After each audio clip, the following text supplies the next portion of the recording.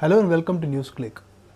Of the many initiatives launched by the UPA in its second term, one of the most talked about is the Unique Identification Project.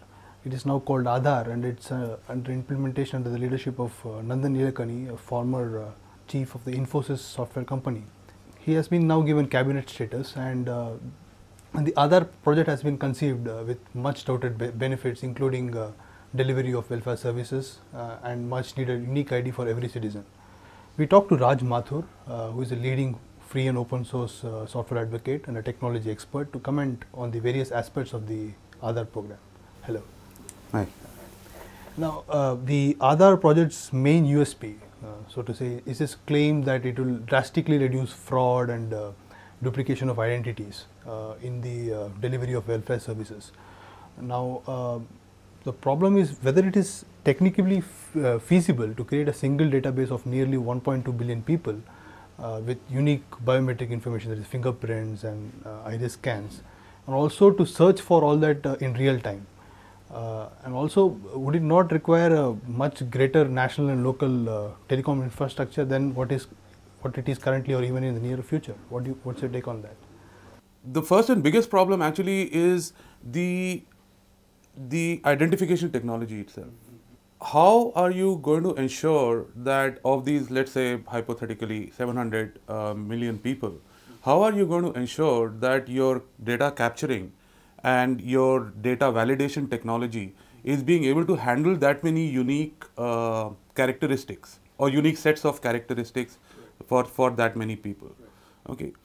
We've had, a lot of countries have done studies. A lot of countries have not only done studies, they have also actually implemented, let's take the example of fingerprints. Okay. A lot of countries have actually implemented fingerprint recognition systems. For instance, Britain had a very large national identity project which actually got scrapped a year or so back. Okay. A fair amount of the information that came out of that project actually tends to show that you have fairly high problems in terms of either not matching a right fingerprint to itself or getting a fingerprint and having two fingerprints which match to the same value. Okay. So these are actually called the FAR, the acceptance rate, and the false acceptance rate and the false rejection rate. And the problem is that these two are actually orthogonal to each other. So the moment you say that you're going to decrease the false acceptance rate, okay, your false rejection rate starts rising, because basically you start making your criteria more and more stringent, and vice versa. Okay, so the best that actually anybody has been able to achieve so far is if you bring your false your false rejection rate to 0. The best that anybody has been able to achieve is a false rejection rate of around 6%. 6% is huge, right? When you talk about 6% of 700 million people, that's what, 42 million people? Right. And that too, many of the people who will be using this scheme, in particular, would be manual laborers for whom fingerprinting would not be, fingerprints would not be permanent for because of manual labor. Right. So people have, then we come to the second phase of the problem, which is one is what you brought up. For instance, I've been told that in places which make BDs in the tobacco growing areas of the country, there are women who are rolling BDs all day. They are rolling the tendu leaves to make the BDs all day. Their fingerprints are totally wiped off. How are you going to handle those things? So then you are left with only the alternative, which is the iris scan. Okay, and the third is, all these things, don't forget, are going to be implemented not in some amazingly utopian environment. They are going to be implemented in India, right? And there you're going to have heat, you're going to have dust, you're going to have dirt, you're going to have water, you're going to have all sorts of things which are actually interfacing between your between the capture of the information and the equipment which is capturing the information. So given all that, even 6% is likely to go up a lot, And if you look at practical examples, then the US visit program, which actually fingerprints visitors to the US at the border, has problems in approximately just under 19 point something % of all the fingerprints that they capture. That is a practical thing that we are seeing under ideal circumstances. You are actually at the customs or the immigration control of the US when you're getting fingerprinted. You're not sitting in a village where there's some water falling from somewhere and dirt coming from all over and stuff like that. The information itself is going to be very, very difficult to identify people on the basis of to actually match. Okay, and if you look at the underlying technology, sure, I mean you throw enough hardware and software at the problem. Once your data is correct, you can solve the problem. Okay, so the problem is, I don't think as much as at the underlying level as it is at the actual data capture and data gathering level that we are going to be seeing. How about searching itself, real time searching? Is that feasible now with such large databases? When you search, effectively what you have to do is, if you are searching 700 million records, effectively what you have to do is you have to keep on reducing your search set. Okay, until you come up with a manageable number, maybe 100,000 records or something, in which you do a search on the complete data. Right. So you say, okay, let me take this characteristics, find all the records which have this characteristic, and filter out all the others. Right. Let's take one more characteristic, find the ones out here, and so on and so forth. Which works beautifully if we are talking about characteristics that don't change over time. Okay. Right. Unfortunately, the issue is that characteristics do change over time. You get a scar on your finger, and one of your characteristics changes. Right. So in that case, what happens is that your filtering algorithm has to be really, really smart and very, very adaptable in order to actually be able to do that search. The claim that the advocates of UID make is that for all these technical challenges, the proof in the pudding would be in the way UID could remove fraud. Which they say is a primary problem with welfare services. Yeah. Now some people say, in fact many people who have been monitoring welfare services say that the kind of fraud that the UID talks about is ghost recipients basically of the welfare services, but major elements of fraud occurs in various other ways. So considering this, do you really think that going about this massive technological deterministic solution would solve the purposes of what our welfare services genuinely need? Do you accept that argument? If implemented properly, the UID would probably reduce the amount of fraud in the welfare services significantly. You think so?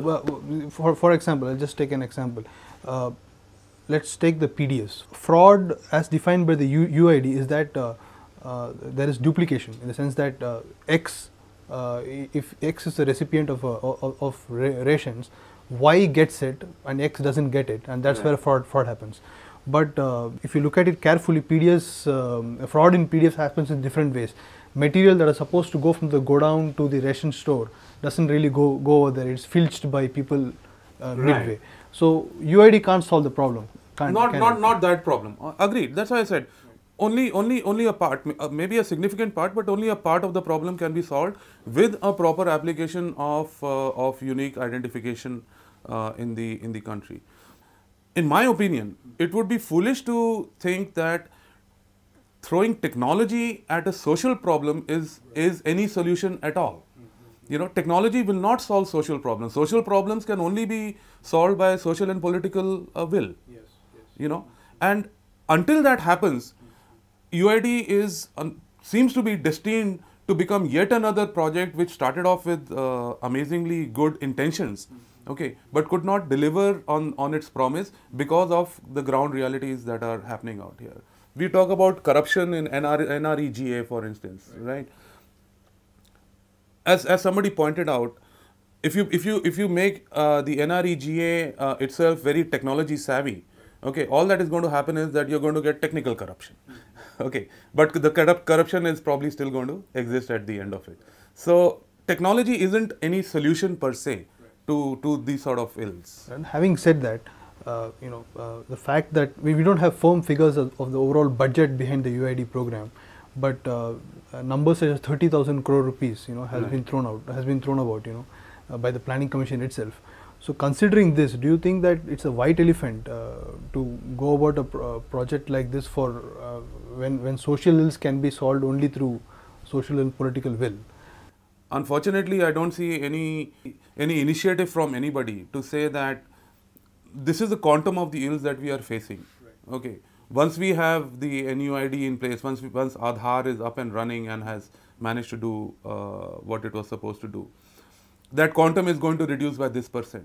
I mean, there is no cost benefit analysis. There has been no analysis at all. And the other issue, of course, is that, well, that's a generic issue in this country, but which is that there is no accountability. Right. If all that money actually does go down the drain, nobody is accountable for it. You know, it's come out of your pocket and mine, but after that nobody really cares.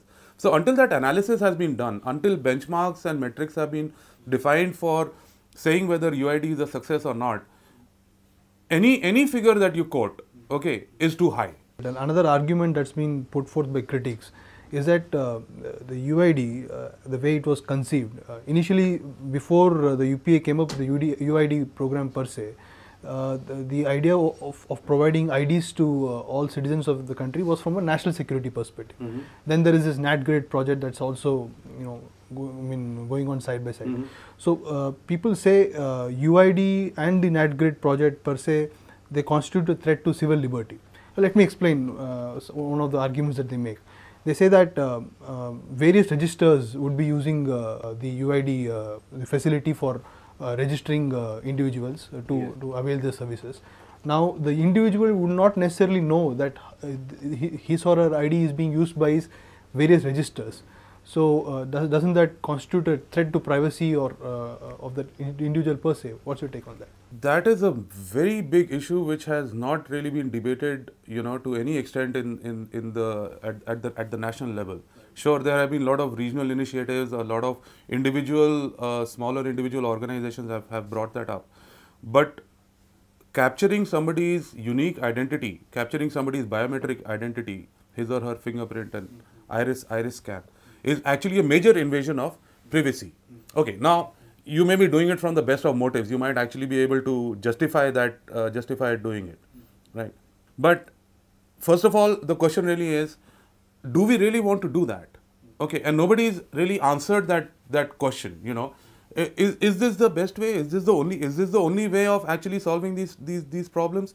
Nobody has really answered that question. Okay, nobody from the government or Aadhaar has stood up to make a statement that these are the privacy issues that are associated with. We recognize that these are privacy issues, you know, and we will do whatever is in our power to make sure that the privacy issues, while they will not cease to exist, but the impact is minimized as far as possible. In other words, there are lots of black spots in the UID project, and it's much necessary that it is very well debated out in the public domain, at least in Parliament, before it gets implemented. Absolutely. So with that, we would like to end this interview. Thank you so much. Thank you.